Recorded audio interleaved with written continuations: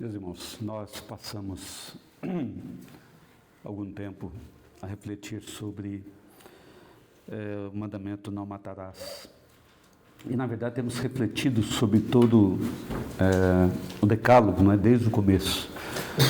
E a nossa maior preocupação acerca disso é procurar aplicar a palavra de Deus às várias questões éticas da vida.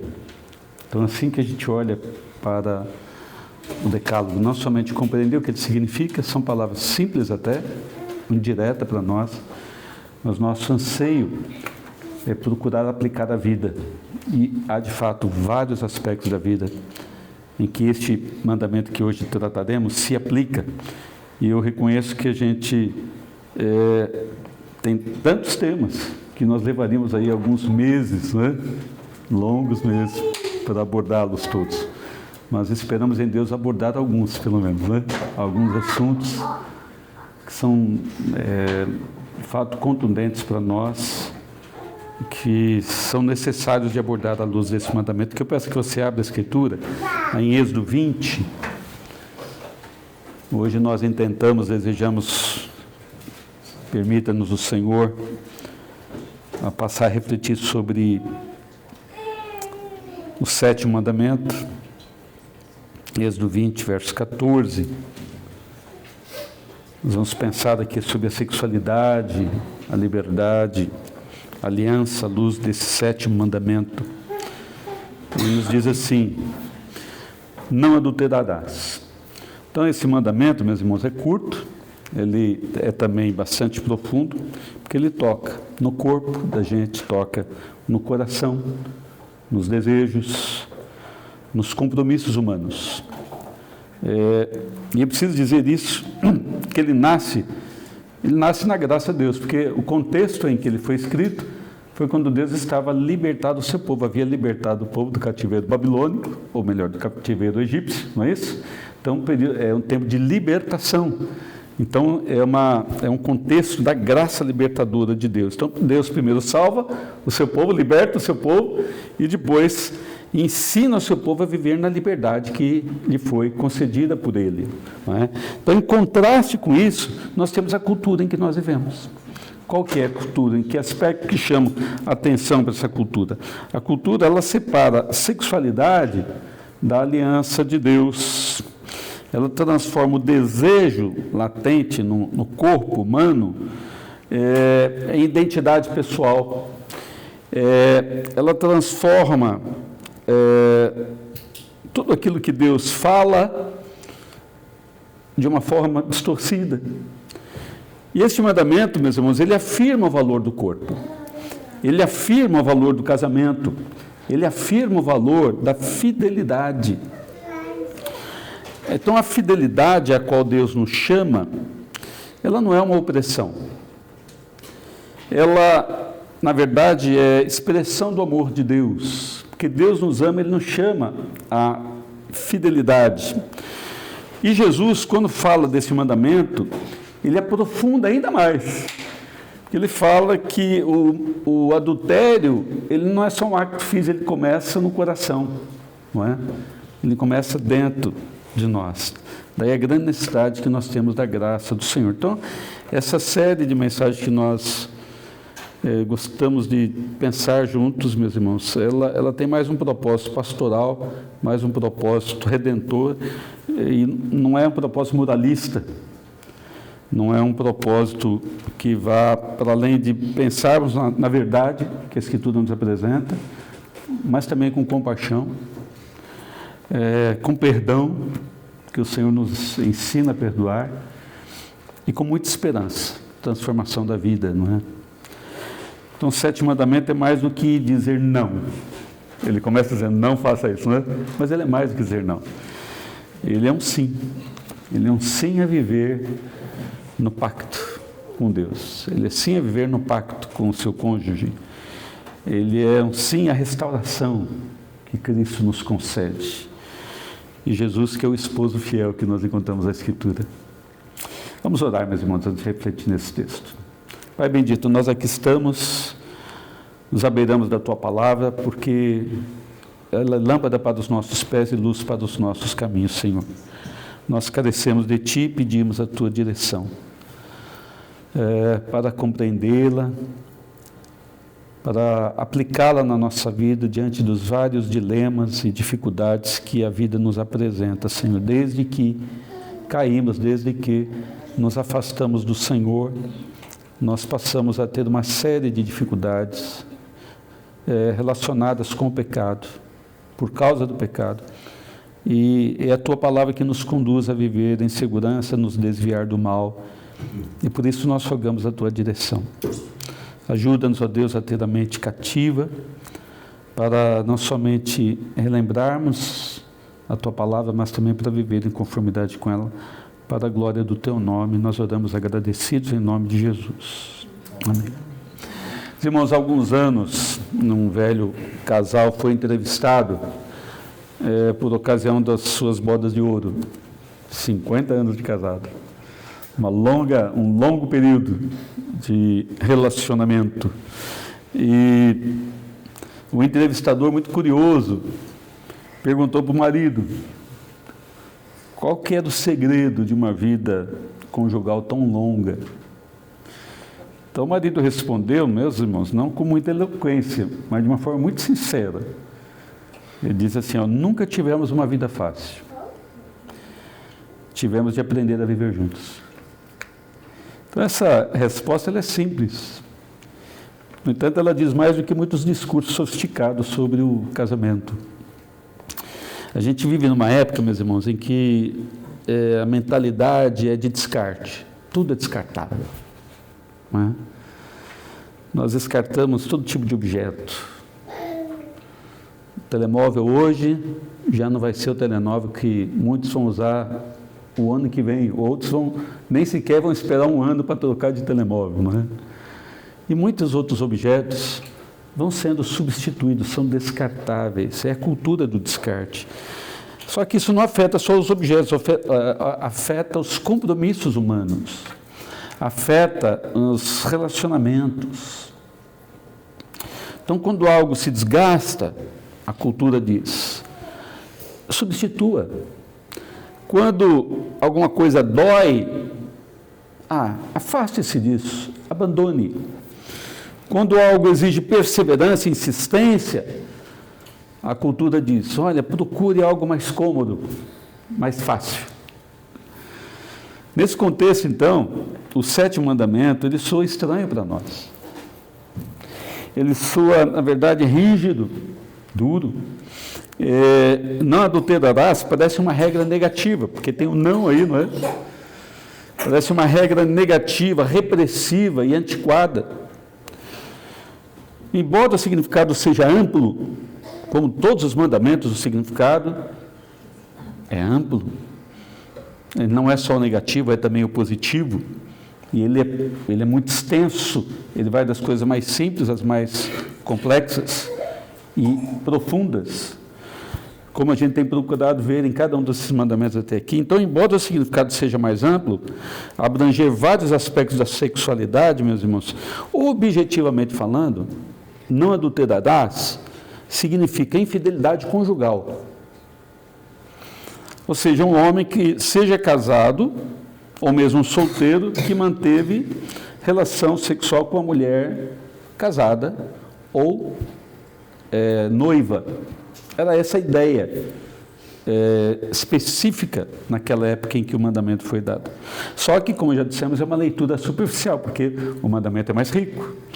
Então, o mandamento, ele nasce não do medo, nós acabamos de perceber que ele nasce depois da libertação do povo do cativeiro. Então, ele não nasce do medo, nem do moralismo, nem mesmo de uma tentativa de Deus para controlar o seu povo, controlar a vida humana. Na verdade, ele nasce da graça de Deus, do amor de Deus, que cria o ser humano, que une um casal e que protege aquilo que ele mesmo instituiu. Então, antes de perguntarmos o que é proibido, porque o texto diz não, nós precisamos perguntar o que é que está a ser protegido aqui. O que é que está a ser protegido através desta ordem, não é? Então, é para isso que a gente tem que sair de Êxodo, sairmos do texto de Êxodo, embora com ele em mente, e retrocedermos a Escritura e irmos lá para Gênesis no capítulo 2, onde a gente percebe inicialmente o que significa o casamento, o que é o casamento. Um dos aspectos que a gente aprende acerca do casamento em Gênesis é que ele é uma iniciativa divina. O casamento é uma iniciativa divina. Abra lá Gênesis e mantenha aberto, meus irmãos. Nós vamos seguir um pouco esse texto aí no capítulo 2, verso 18 até o 20. Êxodo 2, 18 até o 20. A Escritura nos diz assim: disse mais o Senhor Deus, não é bom que o homem esteja só. Falhei uma auxiliadora que lhe seja idônea. Havendo, pois, o Senhor Deus formado da terra todos os animais do campo e todas as aves dos céus, trouxe-os ao homem para ver como este lhe chamaria. E o nome que o homem desse a todos os seres viventes, esse seria o nome deles. Deu nome o homem a todos os animais domésticos, às aves dos céus e a todos os animais selváticos. Para o homem, todavia, não se achava uma auxiliadora que lhe fosse idônea. Então, esse texto ele começa com uma afirmação que chama a atenção da gente. Porque ele também começa com um não.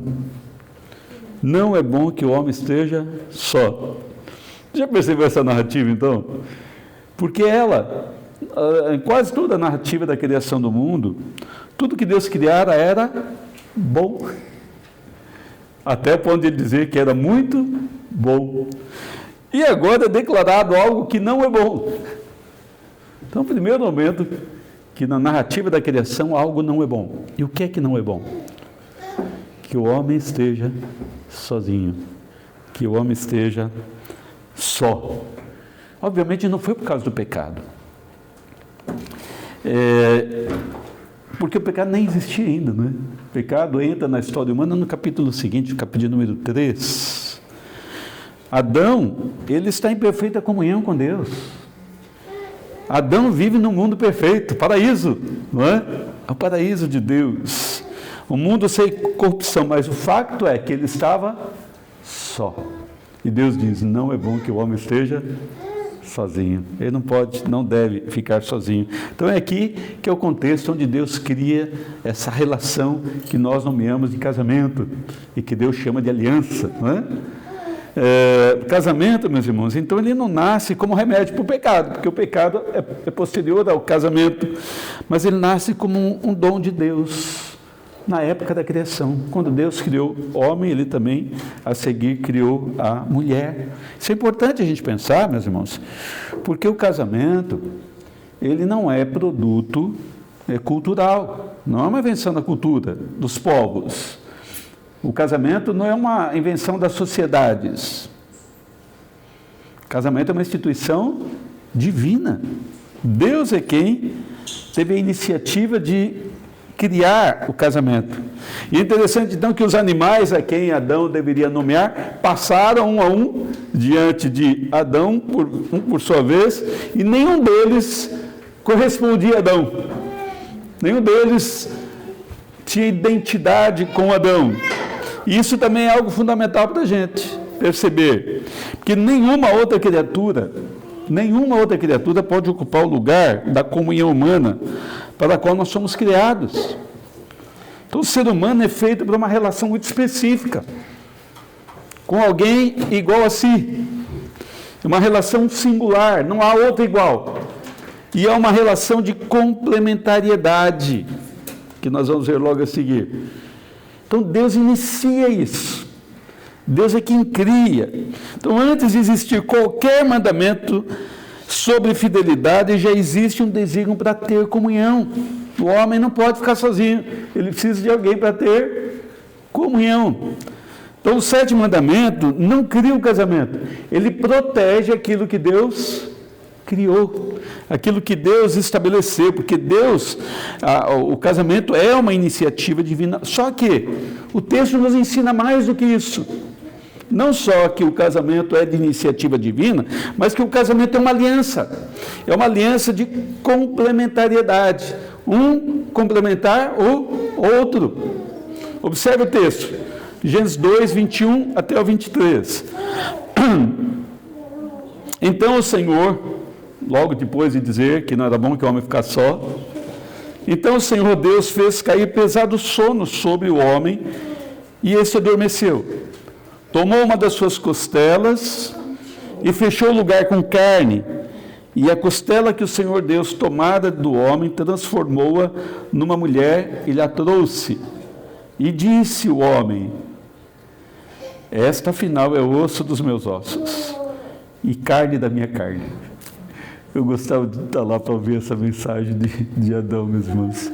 Deus forma a mulher a partir do lado de Adão, não é? Da costela de Adão. Como nós já devemos ter ouvido várias vezes isso, e que é muito consistente, Deus não forma a mulher a partir da cabeça de Adão, até mesmo para que ela não dominasse sobre Adão. Deus não forma a mulher dos pés de Adão, até para que ela não viesse a ser pisada por Adão, mas é do lado, da costela, é arrancada, é tirada uma costela de Adão, ou seja, do seu lado. Isso mostra o complemento, mostra a necessidade de estar um ao lado do outro. É aquela companheira idônea, é a complementariedade, é uma aliança de complementariedade. Um vai complementar o outro. Um vai ser aquilo que falta no outro. Então, quando Adão vê Eva, que fora criada pelo Senhor, nós lemos aqui o primeiro discurso da humanidade. Adão, bem provavelmente ele fez outros discursos, mas não foi registrado, né? Esse é o primeiro discurso registrado por parte de Adão, dos lábios de Adão. E o primeiro discurso registrado desse homem, da humanidade na pessoa de Adão, é um discurso poético, é um discurso cheio de alegria, é um discurso, meus irmãos, de alguém como que estivesse a cantar, porque a poesia, o hebraico aqui é um hebraico poético, que é apontado aqui a repetições próprio da poesia hebraica. Então, o que Adão faz, esta afinal é osso dos meus ossos e carne da minha carne, ao ver Eva, e ele fala, afinal é como alguém que bate o pé de alegria. Tipo, finalmente achei. Ele está jubiloso ao ver, ele olhou para Eva e gostou de Eva e percebeu que havia ali uma similaridade com ele. Ele bate o pé em admiração, literalmente, o texto seria isso. Agora sim, esta é finalmente aquela que corresponde plenamente a mim. Então a declaração sublinha que a mulher é o complemento adequado criado por Deus. Não é um substituto de Adão, não é inferior a Adão, mas igual em essência, embora distinto na vocação, não é? Homem e mulher com vocações distintas, com papéis distintos, mas da mesma essência, do mesmo valor. Por isso não há domínio de um sobre o outro, não há rivalidade, não há competição. Não há ideia que domina, ou dominou, e ainda domina em certas áreas da sociedade, de utilitarismo do outro. Adão nomeia Eva, como ser igual. Interessante que Adão nomeia. Lembra que Deus deu autoridade para Adão nomear todos os seres viventes, não é isso? E quando ele vê a Eva, ele diz, chamar-se-á varoa. Por quê? Porque do varão foi tomado ou tomada. Então ele reconhece aqui com alegria um senso de pertença. Nós somos iguais. Nós somos iguais. O casamento, então, meus irmãos, é apresentado como uma união de iguais, distintos de sexo, de vocação, mas iguais e complementares. Um ao lado do outro para complementar. Então, uma união que não é só uma união emocional ou mesmo sexual, ela tem a ver com a natureza do ser humano. Dois tornam-se uma só carne, o que envolve corpo, envolve a alma, a história, o futuro.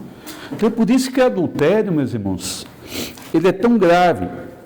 ele é tão grave, porque ele não é apenas um ato físico ilícito, ele é a introdução de uma ruptura onde Deus criou unidade, onde Deus criou complementariedade. Ele é a ruptura de uma aliança estabelecida por Deus, criada por Deus, o qual nós conhecemos e damos o nome de casamento, não é isso? Então, o casamento é mais do que uma aliança de complementariedade. Ele é instituído por Deus, ele é uma aliança de complementariedade, mas só que é mais do que isso. Esse mesmo texto vai nos mostrar que o casamento é uma aliança exclusiva e permanente. E permanente. Isso é um choque com a sociedade atual, com a mentalidade da nossa era. Casamento é uma aliança exclusiva e permanente. Observe o verso 24.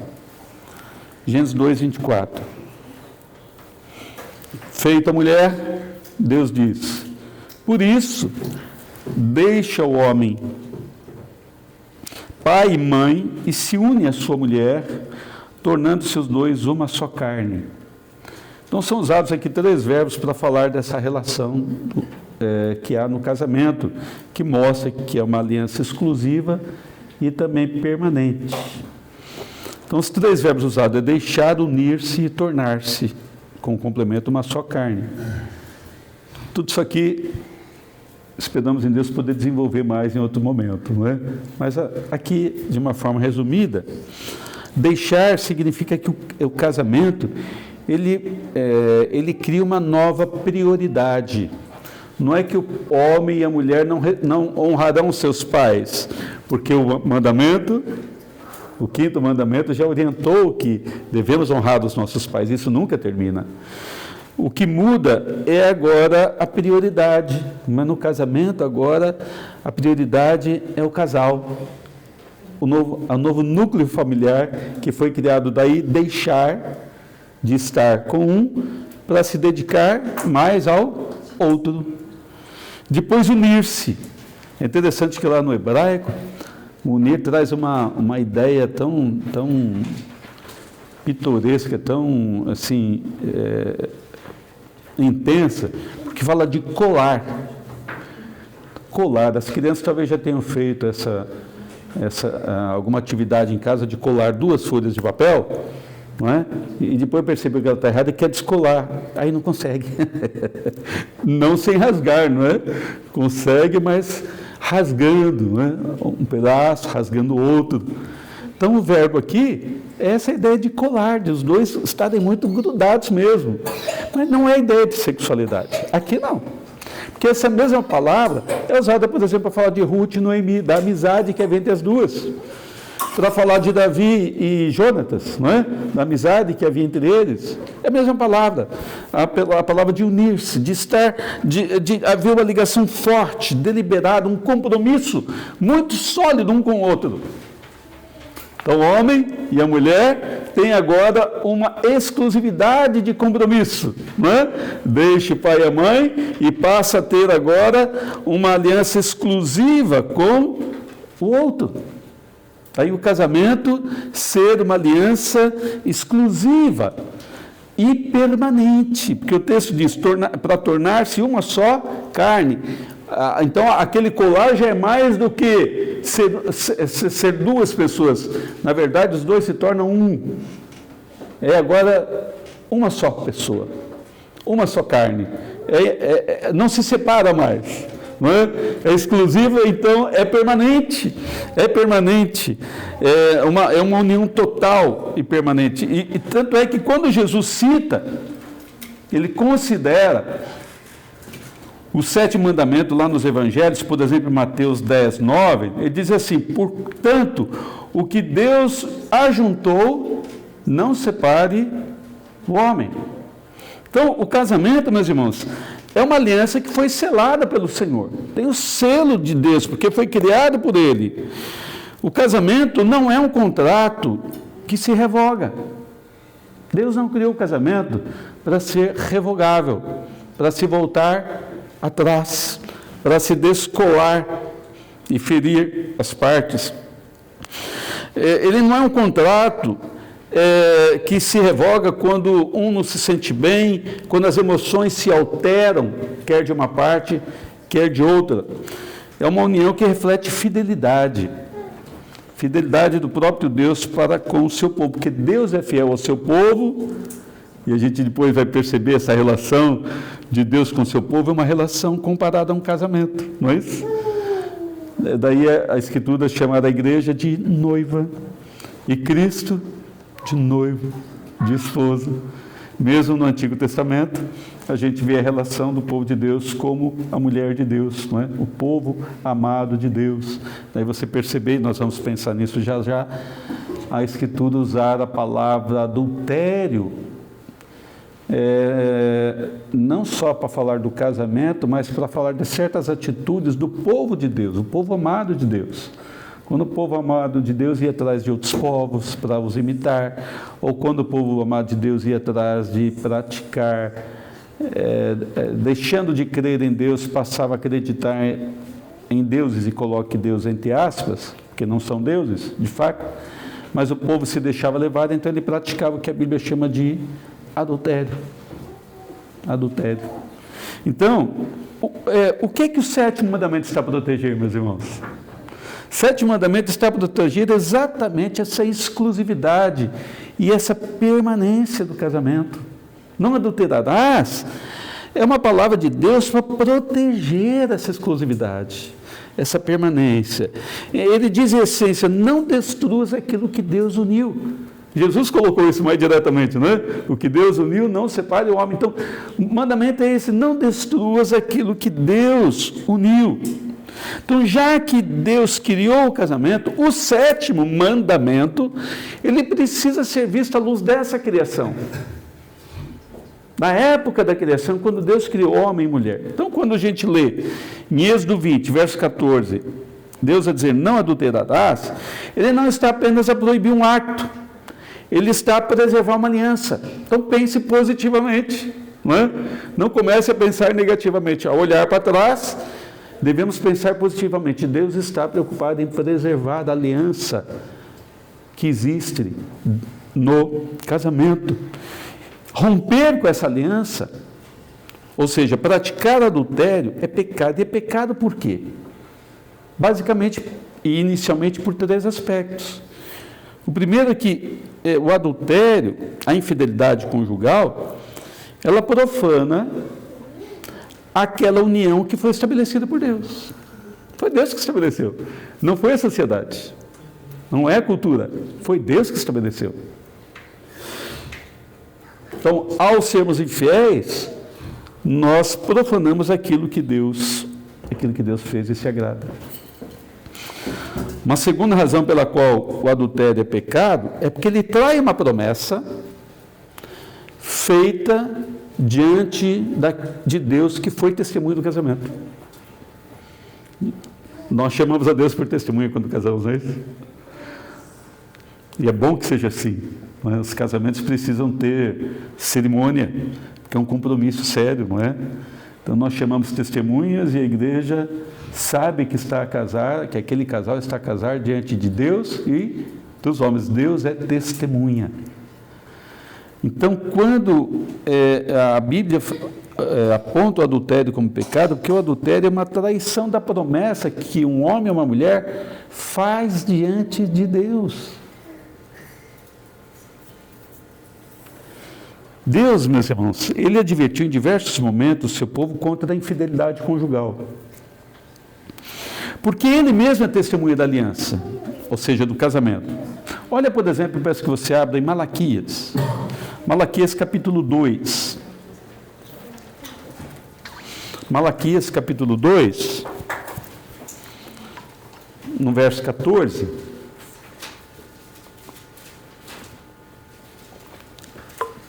Malaquias 2,14. Qual que é o contexto?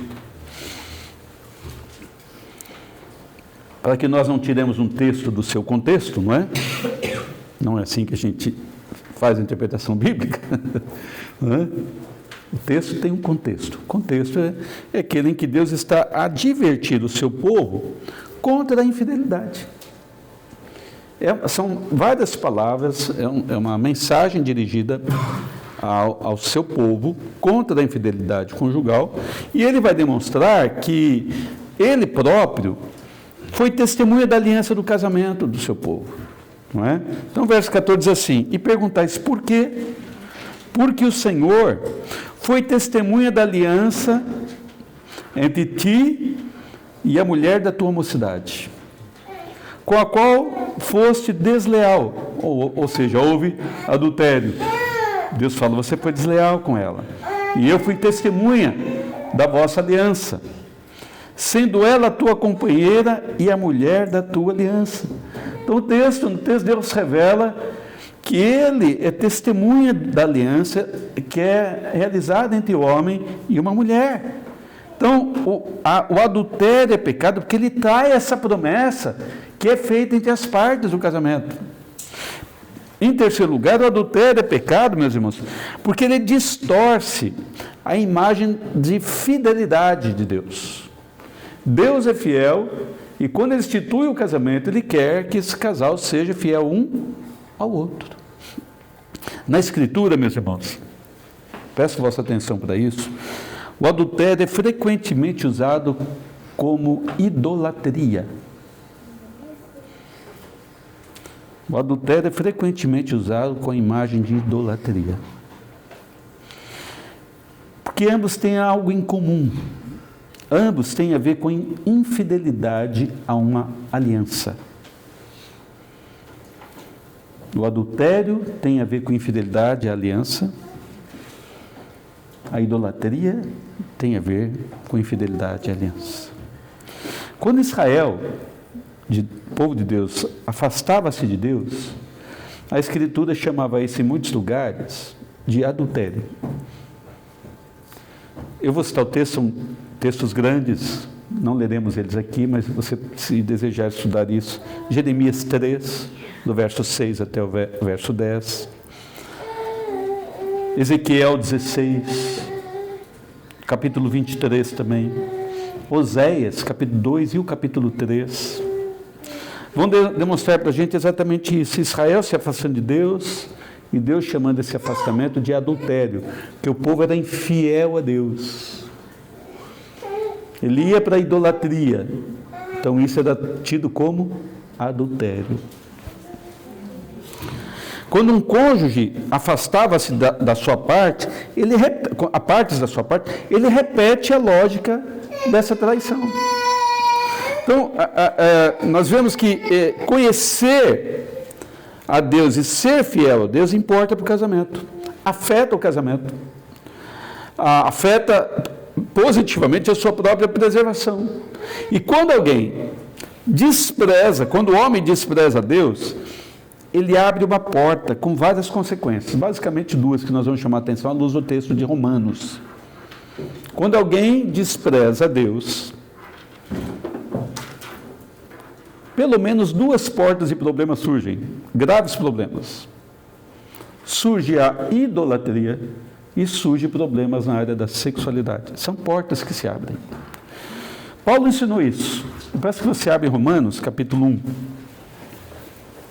E Paulo ele vai mais além, ele fala não só da igreja, ele fala do povo fora de Israel, fora do povo de Deus. Quando essas pessoas suprimiam o conhecimento de Deus, ou seja, desprezavam a Deus, a primeira consequência do desprezo a Deus chama-se idolatria. Idolatria é uma palavra que comporta vários elementos. Não é só e necessariamente idolatrar um objeto, seja ele feito de bronze, de prata, de barro, não é? Nós podemos ser objeto de idolatria, nossos filhos podem ser objeto de idolatria, o dinheiro pode ser objeto de idolatria, não é? Nós já vimos isso lá atrás, quando pensamos nos primeiros mandamentos. Mas o fato é que Paulo nos mostra que quando alguém suprime o conhecimento de Deus, despreza Deus, abre-se porta para a idolatria. Isso é muito lógico mesmo. Porque só existe um Deus verdadeiro. E quando o homem despreza o Deus verdadeiro, Tendo em vista que a natureza humana adora, precisa adorar, na ausência do Deus verdadeiro, o ser humano vai procurar preencher esse vazio com outros objetos de adoração. Outra consequência é o pecado sexual. Então observe o texto. Abra aí Romanos 1, inicialmente aí a partir do verso 18, eu vou até o 21, verso 18 até o 21, nós vemos a supressão da verdade. Paulo olhando para as pessoas fora do povo de Israel, quando suprimiam, se afastavam da verdade de Deus. Então ele diz assim: a ira de Deus se revela do céu contra toda impiedade, falta de piedade, falta de crença em Deus, não é?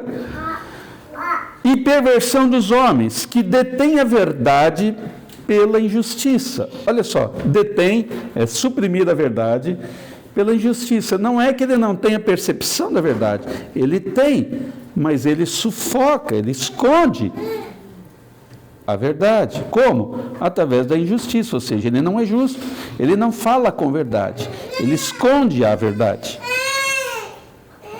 Verso 19: porquanto o que de Deus se pode conhecer é manifesto entre eles, porque Deus lhes manifestou, porque os atributos invisíveis de Deus, assim como o seu eterno poder, como também a sua própria divindade, claramente se reconhece desde o princípio do mundo, sendo percebidos por meio das coisas que foram criadas. Então Paulo está a dizer: olha a impiedade desses homens, que sufocam a verdade através da injustiça. Eles não podem, a humanidade é indesculpável diante de Deus, ela não pode dizer que não conhece, que não perceba que há um Criador sábio, inteligente, poderoso neste mundo e deste mundo, porque a sua assinatura está espalhada para todo lado dessa criação. O ser humano olha para os céus e vê a beleza e contempla a chuva e o sol, o outono e o verão e a primavera e cada estação do ano, olha para as plantas, para os animais, a variedade, a riqueza, essa diversidade maravilhosa, o clima, os gostos e tanta beleza. Os atributos de Deus estão por detrás de todas essas coisas, a assinatura de Deus está em cada obra da sua arte. Essa é a argumentação de Paulo. Por isso o homem é indesculpável, ele suprime, ele tenta esconder um facto, que Deus existe. Que Deus é o Criador de todas as coisas. Então o homem injustamente despreza Deus.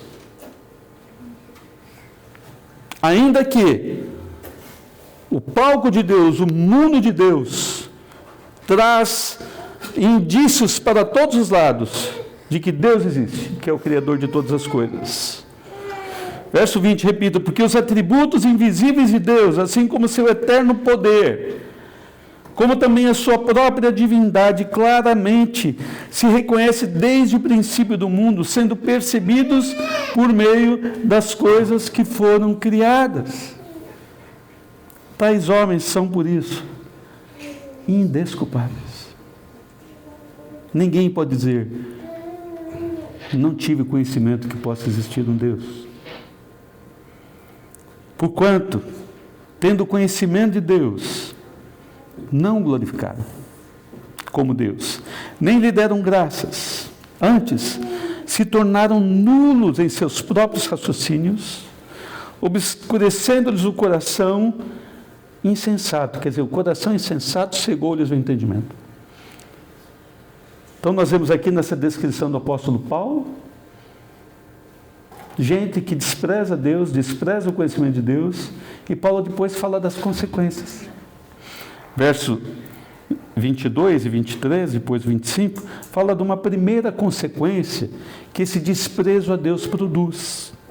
Verso 22: inculcando-se por sábio, tornaram-se loucos, e mudaram a glória de Deus incorruptível em semelhança da imagem de homem corruptível, bem como de aves, quadrúpedes e répteis. O que é que Paulo está a falar?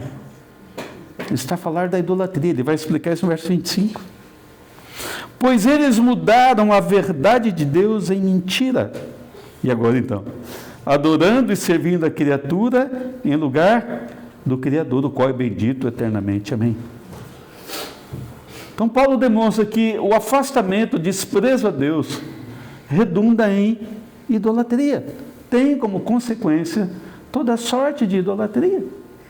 Mas não para aí. Você observa os versos 24 e depois o 26 até o 27, um outro tipo de consequência. Diz o texto, por isso, que tem a ver com a sexualidade, por isso Deus entregou tais homens, olha, por desprezar a Deus, por desprezar a verdade, caíram na idolatria, e agora por isso Deus entregou tais homens à imundícia, pelas concupiscências do seu próprio coração, para desonrarem o seu corpo entre si. Verso 26, por causa disso, os entregou Deus a paixões infames, porque até as mulheres mudaram o modo natural de suas relações íntimas por outro contrário à natureza. Semelhantemente, os homens também, deixando o contato natural da mulher, se inflamaram mutuamente em sua sensualidade, cometendo torpeza, homens com homens, recebendo em si mesmos a merecida punição no seu erro. Percebe? A gravidade do pecado, o suprimir o conhecimento de Deus, o desprezar a Deus, redunda em idolatria e toda sorte de pecados no campo da sexualidade. Então o mandamento, não adulterarás, meus irmãos, não é inimigo da liberdade.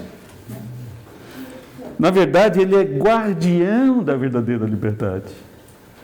A liberdade de amar, amar com fidelidade. A liberdade de permanecer com a pessoa amada. A liberdade de construir algo que não se desfaz no primeiro conflito. De permanência. Então, o sétimo mandamento, meus irmãos, ele protege o casamento como uma aliança criada por Deus. Ele revela que o adultério é, antes de tudo, uma violação da ordem criacional e da fidelidade da aliança. Então, a gente vive num tempo, meus irmãos, que já o apóstolo Paulo nos advertiu, no mesmo texto de Romanos, um tempo, uma era, uma época, que milita contra os pensamentos de Deus. A Escritura, Jesus fala para nós, o mundo jaz no maligno. Paulo, em Romanos capítulo 12, depois de ele ter dado toda uma série de doutrinamento para a igreja do Império Romano, espalhada pelo Império Romano, que vai lá do capítulo 1, verso 1, até o capítulo 11, verso 32, porque do 33 e 36 ele adora a Deus, né? Aquele canto de adoração do apóstolo Paulo. Aí ele começa o capítulo 12, mostrando como é que nós devemos viver neste mundo. Então ele nos adverte, não vos conformeis com este século. Não tome a forma, a mentalidade, não absorva o jeito de viver deste mundo. Você sabe, pelas observações, meus irmãos, sobretudo as pessoas, os adultos, aqueles que têm mais vivência, sabe que esse mundo pensa sobre sexualidade, sabe que esse mundo pensa sobre casamento, e sabe que esse mundo pensa sobre família. Sabe onde está a família hoje, meus irmãos? Em vários países a família está num paredão. Desculpe a figura da linguagem, mas ela expressa muito da verdade. A família está sendo destruída. A família, a constituição familiar, o casamento criado por Deus, está sendo atacado de muitas formas. Há pensamentos na sociedade que procuram desfazer o conceito de casamento entre homem e uma mulher. Essa aliança criada por Deus. E esse pensamento, essa forma de pensar, ela não é nova, meus irmãos. E ela vem a nós. Ela não está só naquilo que nós dizemos mundo, como que a pensar do lado de fora da igreja. Essa forma de pensar tem adentrado a igreja.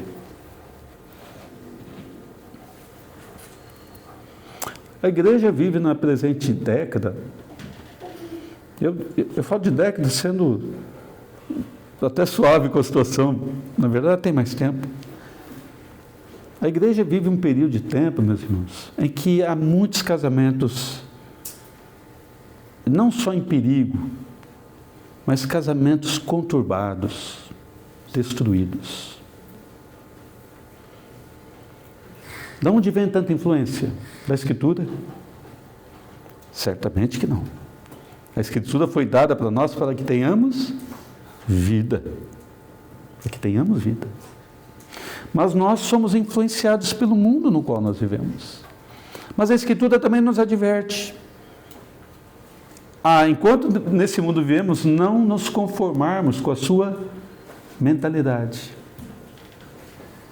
mas ter uma mente renovada, para que experimenteis qual seja boa, perfeita e agradável. Olha só, Paulo falando em Romanos 1 até o 3, né? Boa, perfeita e agradável vontade de Deus. Nós estamos diante de um imenso desafio, meus irmãos, de viver como luz e sal deste mundo. Sermão do Monte. Viver neste mundo como luz e sal. E não sermos conduzidos com a grande massa da sociedade, quando esta vive por influência A ou B, em modos de vida contrários à própria Escritura. Então, diante do ensino deste mandamento, meus irmãos, nós precisamos examinar o próprio coração da gente. Nós precisamos examinar como é que nós temos percebido o conceito de adultério. Ele é apenas um acto físico? Ou ele é uma traição a uma aliança estabelecida? Ele é os dois. Ele não é apenas um ato físico. Ele é uma traição a uma aliança. Uma aliança testemunhada por Deus. Deus estava no casamento. É bonito ver as fotos do nosso casamento, não é? Quem ainda tem aí, né? Os vídeos. E a gente passa a olhar, né, aquelas dezenas, centenas de pessoas que tiveram como testemunha no nosso casamento, né? Como é bom lembrar, né? De vez em quando sentar-se com os filhos e eles conhecerem um pouco da história, não é? Do pai e da mãe, e observarem quantas testemunhas estavam no dia do casamento. Não é? Parentes, amigos muito próximos, pessoas até que foram lá por curiosidade, não é? Um amigo, um colega de alguém que foi lá convidado para participar, mas certamente o Senhor Deus estava lá como testemunha.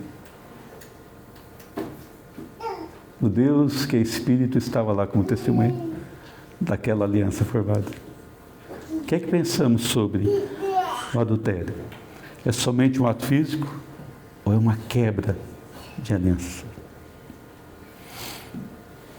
Isso nos leva, meus irmãos, a fazer uma reavaliação de como nós temos tratado o casamento, essa aliança. Nós tratamos essa aliança como um pacto estabelecido diante de Deus, que é irrevogável, que é exclusivo, como vimos, à luz da criação do homem e da mulher, daquilo que decorreu, ou ele é um acordo revogável, que é o que a sociedade nos ensina. Como é que nós olhamos para o casamento? Como é que nós avaliamos o casamento? Pais, como é que vocês estão ensinando os vossos filhos sobre o casamento? Perceba, as nossas crianças serão ensinadas, já estão a ser ensinadas, e serão afetadas pela forma como nós ensinamos nossos filhos. Nós olhamos para o casamento como um pacto diante de Deus, ou como algo que pode ser revogável. É um acordo entre as partes, depois a gente não dá certo, a gente separa e está tudo bem. Como se pudesse tirar duas folhas coladas sem feri-las, não é? E ferir aqueles que estão envolvidos. Então, depois de examinar, avaliar o coração, meus irmãos, oremos, ore no seu coração, avalie primeiro ele.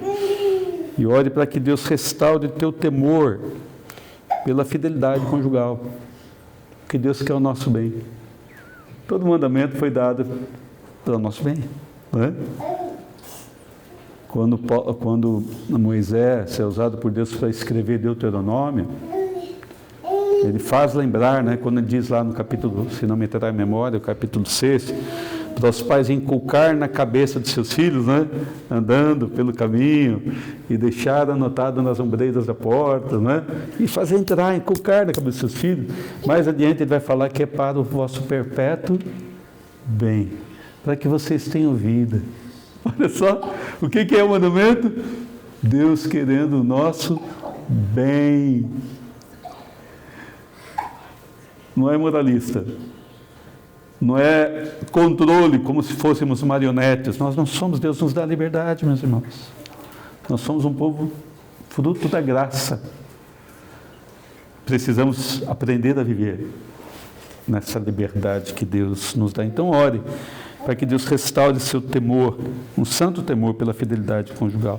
Por último, meus irmãos, antes de concluirmos, vamos rejeitar toda forma de relativização moral sobre fidelidade.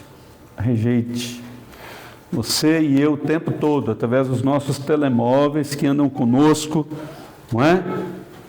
Que vão acompanham-nos para onde quer que nós estamos, não é? Todo lugar que a gente vai, está lá o telemóvel do lado da gente, não é? Nos trazendo inúmeras informações. Você vai lá no teu telemóvel para ver o seu Instagram e não surge só o teu. Surge centenas de outros, não é isso? Não é assim que acontece? Você assina alguns canais lá e vem inúmeros vídeos para você. Até o que você não assinou aparece. O mundo quer a tua atenção. E Deus é ciumento. Ele te ama muito. Ele quer o teu coração. Quer que eu e você tenhamos um coração exclusivamente fiel a Ele. Então, rejeite toda forma de relativização, meus irmãos, do moral. O que é certo, o que Deus fez é assim, e vamos amar e nos deleitar naquilo que Deus fez. Então, meus irmãos, para encerrar, o 7º mandamento, ele começa com uma palavra curta, com uma declaração curta, não é? Mas ele carrega aí um universo de significado. Ele aponta para trás, para a criação, ele aponta para o presente, para a vida dos casamentos de aqui e agora, ele aponta para frente, para a fidelidade de Deus que jamais falha. Então, num mundo que banaliza aí o compromisso e relativiza a fidelidade, Deus continua a dizer para mim e para você: protege o que uni, guarda o que uni, preserva o que uni. Não porque Ele seja severo, mas porque Deus é fiel. Ele é fiel. E essa fidelidade, meus irmãos, ela encontra seu clímax na pessoa do nosso Redentor Jesus. A gente não pode terminar essa reflexão sem lembrar disso. A fidelidade encontra seu clímax no esposo fiel. A Escritura fala de Jesus como esposo da sua igreja. Ele nunca abandona a sua noiva. Ele nunca abandona a sua igreja, mesmo quando a igreja falha. Mesmo quando a igreja erra. Mesmo quando a igreja passa por momentos de afastamento. Mesmo quando a igreja age com incredulidade para com Deus, peca contra o seu esposo. O Senhor é fiel, Ele nunca abandona o seu povo. Ele prometeu isso, quando Ele foi embora, Ele falou isso para a gente: eis que estou convosco todos os dias, até o fim, até a consumação do século. Eu nunca, jamais te abandonarei. Nunca. Então a gente aprende nele que o casamento não é sustentado apenas por sentimento, não é? Não é sustentado só por sentimento, mas pela graça do Senhor, pela perseverança, como aquele casal, né? Lá inicialmente que falei, que estava a comemorar, estava a lutar cada dia para manter a sua unidade. Então o casamento também é mantido, meus irmãos, sustentado pelo perdão que Cristo conquistou naquela cruz para nós. Ele nos perdoou e nos ensina também a perdoar o nosso próximo. E quem é o mais próximo do marido? A esposa. Quem é mais próximo da esposa? O marido. Os dois é uma só carne. Então, quando você ouvir, e nós ouvimos, não adulterarás, na verdade é um chamado para você viver com fidelidade. Você está percebendo o coração de Deus, porque os mandamentos refletem o coração de Deus. Deus é fiel, é da natureza de Deus, atributo de Deus, fidelidade. E Ele deseja que nós sejamos um povo fiel. Ser fiel até a morte, não é isso? E dar-te-ei a coroa da vida. Deus abençoe, meus irmãos, a cada um de nós, a cada cônjuge, homem, mulher, marido, esposa, as crianças que estão aprendendo, os filhos que estão a aprender. Que o Senhor dê-nos uma boa mente para nós não nos conformarmos com este mundo. E se o Senhor nos permitir, semana que vem a gente vai pensar sobre o propósito do casamento. Então nós vamos seguir aqui, não é? Em vários ensinos da Palavra de Deus acerca de assuntos que envolvem este mandamento, não adulterarás. Deus abençoe.